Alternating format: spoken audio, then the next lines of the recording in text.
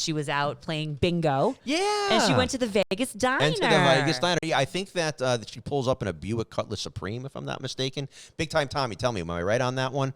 What is it? So Mrs. Casenza and Mr. Casenza are both in this scene. Mr. Casenza is played by John Frieda, and he was in The Family and The Blacklist. And Mrs. Casenza is played by Denise Traficante.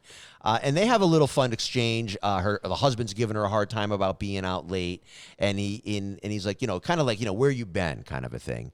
And he tells her to go inside. Yeah. And Benny says, you know she was at the Vegas Diner. And he says, Benny, don't you know that I know she was at the Vegas Diner? I don't have to worry about that woman after all these years. That's what he said, because you got to find a woman like that, Benny. And then, of course, we both, before transition, we're like, he's thinking about Virginia. We're like, oh, geez, you got to put Virginia right back in his mind. So then we move on to 23 minutes and 54 seconds on the timeline, and they're standing outside Mad Dog's club.